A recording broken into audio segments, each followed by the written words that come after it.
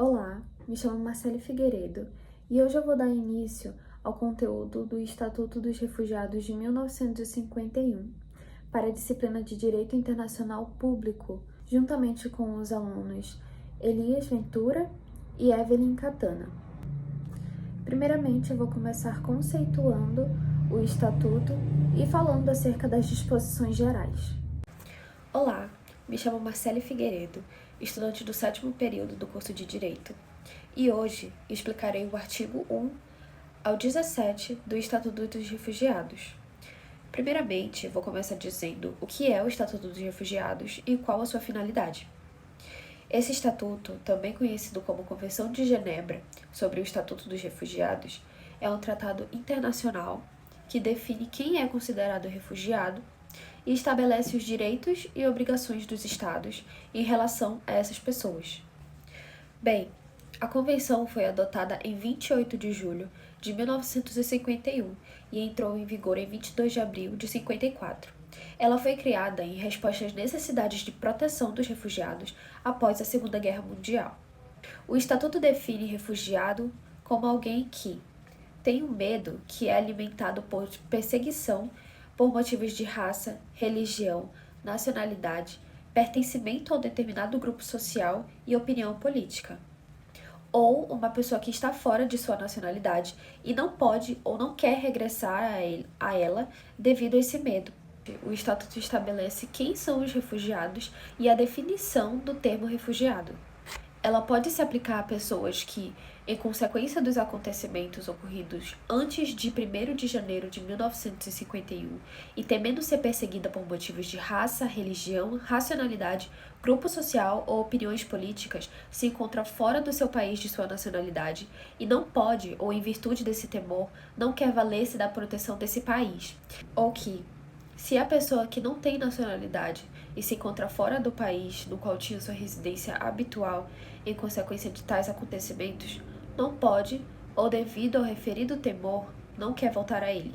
O termo também se aplica a pessoas que se adquiriu nova nacionalidade e goza da proteção do país cuja nacionalidade se adquiriu, ou se ela se estabeleceu de novo, voluntariamente, no país que abandonou, ou fora do qual permaneceu por medo de ser perseguido. Se em caso da pessoa não possuir nacionalidade, se por terem deixado de existir as circunstâncias em consequência das quais foi reconhecida como refugiada, ela está em condições de voltar ao país na qual tinha sua residência habitual. Ou seja, por mais que essas circunstâncias que deixem de existir, pelas quais ela foi estabelecida como refugiada, ainda assim ela possui o direito de retornar ao país na qual ela tinha a residência habitual. Já o artigo 2 estabelece todas as obrigações gerais que o refugiado deve ter no país onde se pretende habitar. Ele notadamente deve compreender e deve se conformar com as leis estabelecidas pelo país a fim de manutenção da ordem pública. O artigo 3 estabelece que os países onde os refugiados se encontram não podem ter discriminação em razão do seu país de origem ou de suas crenças e deve aplicar o presente estatuto para todos os refugiados sem distinção.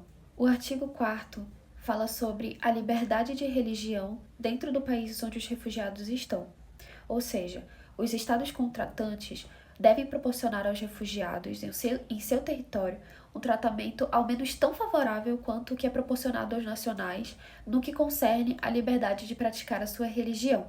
O artigo 5º dispõe direitos concedidos independente dessa convenção e deste estatuto. Nenhuma disposição dessa convenção prejudicará os outros direitos e vantagens concedidas aos refugiados. O artigo 6º estabelece que todas as condições que o interessado teria de preencher para poder exercer o direito de causa, se ele não fosse um refugiado, deveriam ser preenchidas por ele, com exceção das condições que, em razão de sua natureza, não podem ser preenchidas por um refugiado. O artigo 7º se refere à dispensa de reciprocidade dos países para com os refugiados.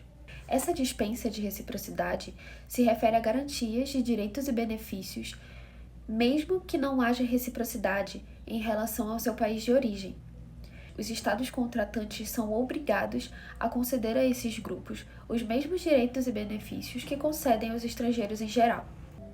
Portanto, este artigo se refere a uma série de direitos e benefícios concedidos aos refugiados. Um exemplo disso é que cada estado contratante continuará a conceder aos refugiados os direitos e vantagens que já gozavam na ausência de reciprocidade. O artigo 8 dispõe sobre a dispensa das medidas excepcionais. Essas medidas, que podem ser tomadas contra a pessoa, os bens ou os interesses dos nacionais de um estado, os estados contratantes não aplicarão tais medidas a um refugiado que seja formalmente nacional do referido estado, unicamente em relação à sua nacionalidade. Os estados que não podem aplicar o princípio geral consagrado nesse artigo concederão, nos casos apropriados, dispensa em favor de tais refugiados. O artigo 9 estabelece as medidas provisórias que podem ser utilizadas em tempo de guerra. Nenhuma da disposição da presente convenção tem por efeito impedir o Estado contratante, em tempo de guerra ou em outras circunstâncias graves e excepcionais, de tomar provisoriamente, a propósito de uma determinada pessoa, as medidas que este Estado julga indispensáveis à segurança nacional, até que o referido Estado determine que essa pessoa é efetivamente um refugiado e que a continuação de tais medidas é necessária a seu propósito no interesse da segurança nacional. O artigo 10 estabelece sobre continuidade de residência. No caso dos refugiados da Segunda Guerra Mundial, a continuidade da residência em um dos estados contratantes, ela vai ser ininterrupta e vai ser considerada regular, mesmo que a sua ida para o estado contratante tenha sido estabelecida antes dessa Convenção de 1951. O artigo 11 fala sobre os marítimos refugiados. No caso de refugiados regularmente empregados como membros da equipagem a bordo de um navio que rasteie pavilhão de um estado contratante, esse estado examinará com benevolência a possibilidade de autorizar os referidos refugiados a se estabelecerem no seu território e entregar-lhes documentos de viagem ou de admitir a título temporário no seu território, a fim de notadamente de facilitar a sua fixação em outro país. Já no segundo capítulo desse estatuto, vai falar sobre a situação jurídica de cada refugiado dentro do país. O artigo 12 ao 16 estabelece a situação jurídica de cada refugiado. Ele aborda questões sobre propriedade móvel e imóvel, possibilitando ao refugiado um tratamento tão favorável quanto possível e nas mesmas circunstâncias aos estrangeiros em geral, no que diz respeito à aquisição de propriedade móvel e imóvel, e outros direitos referentes ao aluguel e a outros contratos relativos à propriedade.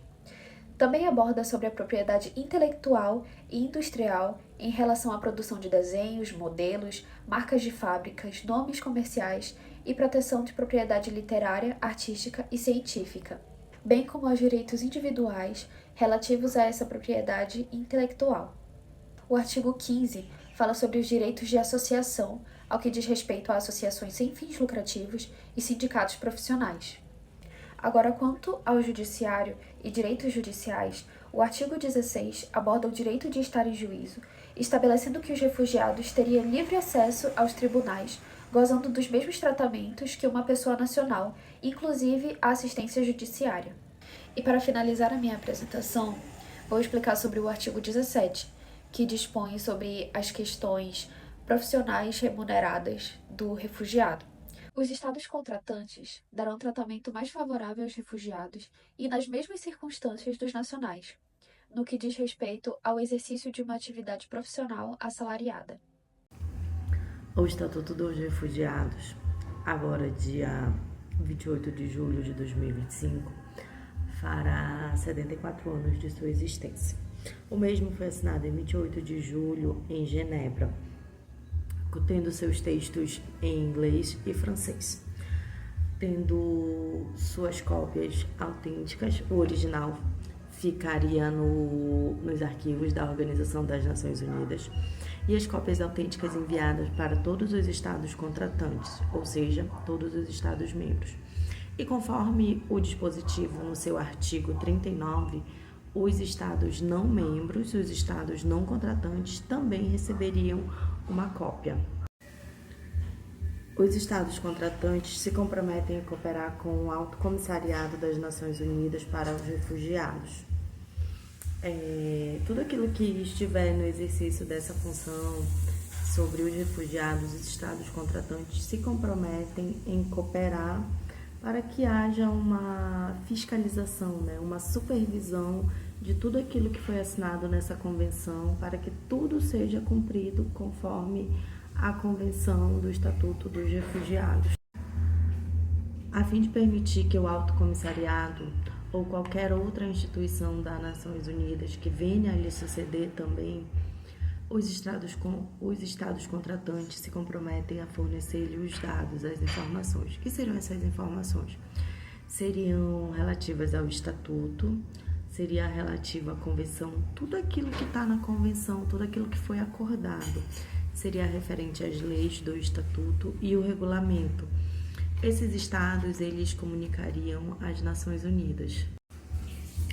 Por se tratar de um Estatuto dos Refugiados, que no caso são os refugiados da Segunda Guerra Mundial, os que vieram para a Europa, o Estatuto prevê denúncia, prevê revisão, tudo aquilo que for necessário para a sua melhoria. E os estados contratantes também têm que cumprir aquele acordo que eles assinaram. Aquilo que foi assinado tem que ser cumprido. Qualquer controvérsia entre as partes da convenção, no caso, os estados, relativa à interpretação, à aplicação, tudo que não possa ser resolvido ali entre eles, será submetido à Corte Internacional de Justiça para que a controvérsia seja resolvida e para que os refugiados possam ser acolhidos para o estado que eles foram. Olá, boa noite. Eu vou falar da continuidade, na verdade, a partir dos artigos 18 ao 33 da Lei dos Refugiados, A Lei 9.474 de 22 de julho de 1997. O que vai tratar esses artigos? Os artigos que vão ser mencionados, eles vão tratar do procedimento, Vou dar uma olhadinha aqui do procedimento, da autorização de residência provisória, da instrução desse relatório e da decisão da comunicação do registro, e do recurso e, por fim, dos efeitos dos estatutos do refugiado sob a extradição e a expulsão, que já vai ser outro tópico, mas vou dar início. Qual seria esse procedimento? Esse procedimento, ele se dá quando o estrangeiro solicita o refúgio no Brasil, Ele vai ser notificado para prestar declarações e preencher um formulário. A partir desse formulário, ele precisa ter identificação como a identificação dele profissional, o grau de escolaridade e a justificativa por ele estar pedindo o refúgio, Isso se dá de uma forma que seja confidencial, não é todas as pessoas que vão ter acesso a essa informação, a não ser o departamento. Esse é o procedimento. Essas informações, elas vão respeitar essa confidencialidade e vai garantir o sigilo para a proteção do solicitante. Quanto à autorização da residência provisória, após essa solicitação, o estrangeiro ele vai receber um protocolo que vai permitir a sua estada no Brasil, enquanto esse processo vai ser analisado pelo órgão competente. Esse documento vai obter autorização para obtenção de uma carteira e trabalhar provisoriamente no país, que vai garantir ali as condições mínimas que ele possa ter a sobrevivência dele no nosso país. A lei também menciona os menores de 14 anos, né? Que vão ser também assegurada a proteção e aos familiares. Agora, o outro ponto é da instrução e do relatório, né? O Comitê Nacional de Refugiado, o CONARE, ele pode solicitar diligências para essa pessoa que está solicitando. Ele vai verificar fatos, né? Fatos relevantes ali no seu pedido.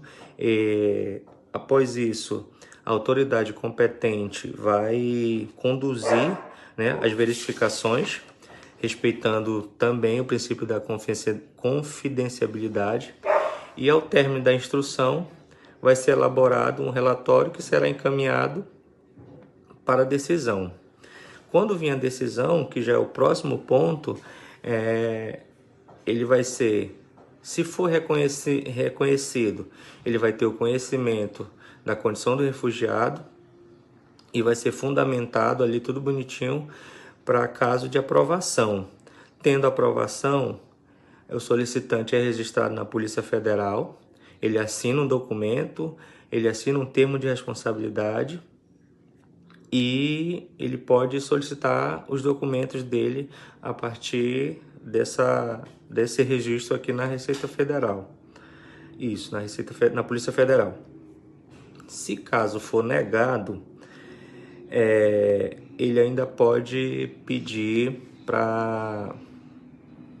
Como é que pode entrar com recurso, que já é o próximo ponto, né? O refugiado tem ainda essa possibilidade de entrar com esse recurso, né? Para recorrer, aí ele vai até o Ministério da Justiça, num prazo de 15 dias, que ele vai pedir com recurso, eles vão analisar novamente, né? Se ele pode permanecer ou não no Brasil. Durante esse tempo, ele ainda fica normal, né? Essa solicitação, ele tem esse período aí para permanecer. Agora, se caso for rejeitado, aí não há mais possibilidade de uma nova contestação. Ele passa a seguir a legislação brasileira que trata dos estrangeiros, vai seguir essa norma que é diferente dessa lei. O outro ponto, que é já finalizando, são os dos efeitos do Estatuto do Refugiado sobre a extradição e a expulsão. Como é que se dá? Pelo reconhecimento do Estatuto do Refugiado, impede que seja feita extradição do solicitante por motivos que forem fundamentados no pedido. Além disso, quanto a solicitação estiver pendente, qualquer processo de extradição tem que ser baseado no mesmo fato que fica suspenso, impedindo que ele seja extraditado. Então, esses são os pontos principais relevantes com relação aos artigos 18, a partir do 18 até o 33. A gente tem como, por exemplo, essas pessoas que têm se refugiado no Brasil, né? Quando eles estão em guerra, tipo na Ucrânia, quando eles pedem um refúgio, eles têm que fundamentar ali o seu registro para poder ser aceito, para que possa ter aquele deferimento para ele a permanência nele no Brasil. E mediante esses fatos, possivelmente são aprovados esses pedidos. É isso. Obrigado.